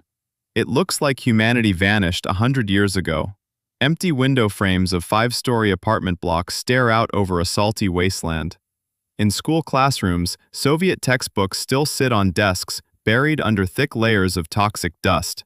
In the laboratories, broken test tubes and gas masks with melted filters are scattered across the floors. It is quiet here, almost painfully quiet. Only the wind whistles through the steel rebar of crumbling hangars. But hiding inside that silence is a death that could wake up from a single careless step, from a single blow of a looter's shovel. Visiting this place is not some extreme adventure. It is a game of Russian roulette, where the bullets loaded into the revolver cylinder are not made of lead, but of bacteria. The irony is that we destroyed an entire sea, the 4th largest lake in the world, just to end up building a convenient bridge for our own deadly creations. Nature, as if getting its revenge while dying, stripped everything bare and basically told us, "Take your toys back. I'm done watching over them." We're getting out of this dusty hellhole, brushing ourselves off. Honestly, better to burn those clothes afterward. And now we're gearing up for the grand finale. We've got one last island left, Chapter 10. For this massive conclusion, we're picking a place that looks so stunning it seems like it was literally painted. But this is the beauty of a predator. We're heading to Australia, or more specifically to an island off its coastline, which happens to be the largest sand island in the whole world. No radiation, no secret labs, just nature herself putting together a bingo card of everything that can kill you. Sharks, venomous spiders, wild dogs, deadly jellyfish, and currents that'll drag you straight down to Antarctica. Welcome to Fraser, or as the Aboriginal people called it, Gari, paradise. Paradise that really, really wants you dead. Story number 10. Fraser Island, Gari. A sandy trap of the gods, or a death bingo card? So, ladies and gentlemen, survivors of our virtual tour, we've finally made it to the finale. We've pushed through snake pits, radioactive lagoons, plague barracks, and mangrove swamps full of crocodiles. You'd think, what else could possibly surprise a seasoned horror enthusiast? But I've been saving the cherry on top just for you. We're flying to the continent that's been a long-running internet meme as the place where absolutely everything wants to kill you. Welcome to Australia. Off the eastern coast of Queensland sits Fraser Island, or as the indigenous people, the Butchulla mob, call it, Gari, which translates as paradise. And honestly, looking down at it from above, it's pretty hard to argue with that name. It's the biggest sand island on the entire planet. Picture Dune, but stretching 120 kilometers long. But this is no ordinary pile of sand. Something botanically remarkable happens here. Right out of the sand, defying every rule of logic, grow magnificent ancient rainforests. Massive eucalyptus trees and kauri pines, trunks so wide 3 people together couldn't wrap their arms around them, shoot up toward the sky, forming a green canopy over the ferns below. The island is also home to perched freshwater lakes, like Lake Mackenzie. The water there is so incredibly clean and clear that boats floating on the surface look like they're just hanging in mid-air. And the sand at the bottom is white as freshly sterilized cotton. The beach called 75 Mile Beach is one endless golden strip, constantly washed by the foam of the Pacific Ocean. That's where you'll find the famous wreck of the ship Mahino, its rusty skeleton looking like some kind of steampunk art installation that fits perfectly into the whole landscape. This place is honestly every photographer's dream. You just want to run around barefoot, scream with excitement, and post stories about how good life is. But, as we've already figured out across the previous 9 chapters, whenever nature creates something impossibly beautiful, it always leaves a trap right around the corner. Fraser Island isn't just some island. It's a full-on buffet of danger, with every single category of threat on the menu, from microscopic all the way up to jaw-sized. Let's kick things off with the most obvious one, the ocean. You've just arrived on a tropical island. What's the very first thing you want to do? Obviously, sprint straight into those crystal-clear waves. Well, on Fraser, that's basically the same as trying to cross a highway blindfolded. Swimming in the ocean here is seriously not recommended. And it's not just about the sharks. Though yes, the local waters are patrolled by great whites and tiger sharks, who treat tourists like some kind of exotic delicacy. The real problem is also the currents. There are insanely powerful rip currents here that can drag an Olympic-level swimmer out into deep open water in just a matter of seconds. There are no lifeguards on most stretches of the beach. If you get pulled in, you're done. Alright, let's say you just want to paddle around in the shallows. Well, that's where the Irukandji jellyfish is waiting for you. It's a tiny, nearly invisible creature, no bigger than a fingernail, but its venom is 100 times more toxic than cobra venom. You'll barely feel the sting, but about 20 minutes later, Irukandji syndrome kicks in. And this isn't just regular pain, this is agonizing cramps in every single muscle in your body, vomiting, dangerously high blood pressure, and one very unique symptom that doctors officially describe as a feeling of impending and certain death. Patients in hospitals are literally begging their doctors to end their suffering, just to make the pain stop. But now let's step onto dry land. You think the beach is a safe place? Think again. Beach 75 on Fraser Island is actually an official highway. Cars are fully allowed to drive on it, and jeeps tear across the sand at speeds of 80 kilometers per hour. The sound of the waves completely drowns out the noise of approaching engines. If you get distracted watching the sunset, an SUV can hit you out of nowhere. On top of that, light aircraft take off and land right there on the... This is the only beach on the entire planet where you genuinely need to look both ways like you're standing at a busy intersection in New York City. But the star attraction, And the biggest nightmare of Fraser Island is the dingo. Wild dingoes look like cute little ginger mutts. They've got smart eyes, fluffy tails, and they often stroll up to people with a vibe that says, "Go ahead and scratch behind my ears." Tourists find them absolutely adorable, reaching for their phones and their sandwiches. That is a fatal mistake. Dingoes are not dogs. They are wolves wearing a dog's costume. They are Australia's top predators. They don't bark, they wage war. They hunt in packs. They have zero fear of humans, but they've got serious animal cunning. They scope out weak children, lone joggers, and drunk tourists. They surround their target, cut off any escape route, and then they attack. And don't even get started on the smaller stuff. The island is home to some of the most venomous spiders on Earth, funnel web spiders. Their fangs are so powerful they can punch straight through a fingernail or soft footwear, and their venom can kill a person in just 15 minutes. And crawling through the bushes are eastern brown snakes, which rank second in the entire world for venom toxicity. Welcome to paradise. The history of Fraser Island is written in the blood of well-off tourists. The most tragic and high-profile incident happened back in April 2001. A 9-year-old boy named Clinton Gage was playing with his brother not far from a campsite. The boys spotted 2 dingoes. At first, the animals just sat there watching, but the moment the boys got scared and made a run for the dunes, the predator instinct kicked in instantly. Chase whatever runs away. The dingoes caught up with them in no time. Clinton stumbled and fell. The pack tore him apart in just a matter of minutes. His father came running after hearing the screams, but it was already... That tragedy shook all of Australia to its core. The authorities shot around 30 dogs in that area, but it didn't really fix anything.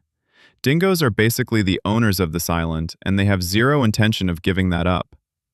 Not too long ago, back in 2019, something happened that sounded straight out of a horror movie. A French family was sleeping in a tent at a campsite. During the night, a dingo crept inside, grabbed a 14-month-old baby by the neck, and started dragging the kid into the bushes. The father woke up to muffled crying, burst outside, and literally ripped his son right out of the animal's jaws, fighting off the pack with his bare hands. The baby had a fractured skull and deep wounds on his neck, but he made it. Just imagine waking up and watching a wild animal stealing your child. That's a nightmare nobody wants to live through. Then there's another story about supposedly safe lakes. Lake Wabi is this gorgeous green lake tucked right up against a massive sand dune.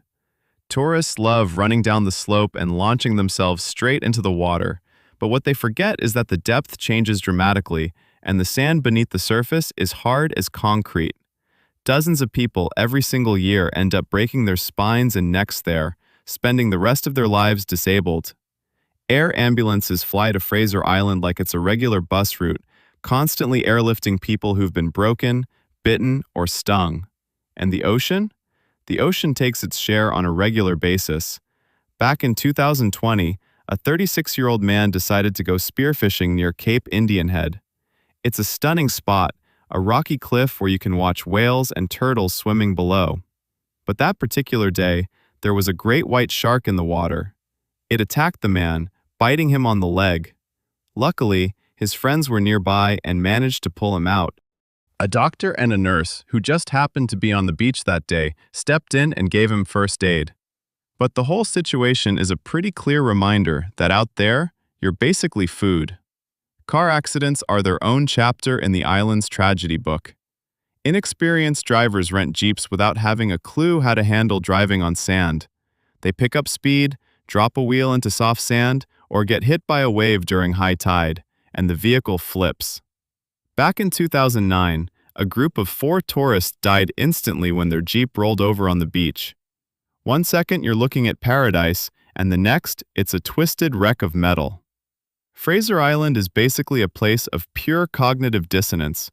Your eyes are telling you, look how gorgeous it is, go for a swim, pet the dog, take a stroll under the dunes.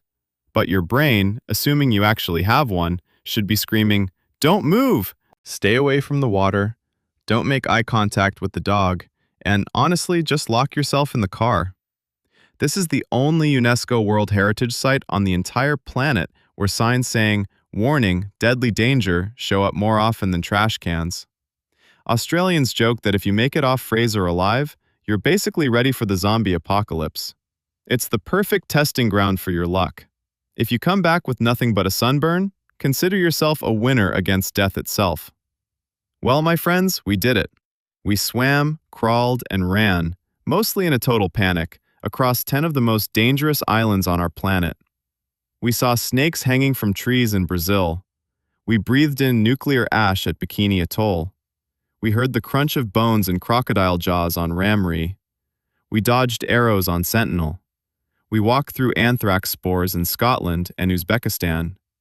We choked on gases in Japan, hid from ghosts in Italy, ran from lava on Réunion, and fought off dingoes in Australia. This series isn't just a collection of scary. It's a reminder that our planet isn't only about all-inclusive hotels and safe little parks. It's a wild, furious, completely unpredictable living organism. Earth is beautiful, sure, but it has absolutely no obligation to be kind to us. It existed for billions of years before we showed up. And judging by everything we've seen, it'll do just fine defending itself long after we're gone. I hope this guide has talked you out of going off looking for trouble in some god-forsaken corner of the world. The best way to travel through places like these is in your imagination, with a cup of tea in your hand and a warm cat on your lap. One that, unlike a dingo, most likely won't try to eat you. Thank you for coming along on this expedition with me. Stay safe and take care of yourselves. And remember, if you think the scenery looks too beautiful to be real, chances are there's something venomous sitting in those bushes, already figuring out which part of your body to start snacking on first. Over and out. Yeah.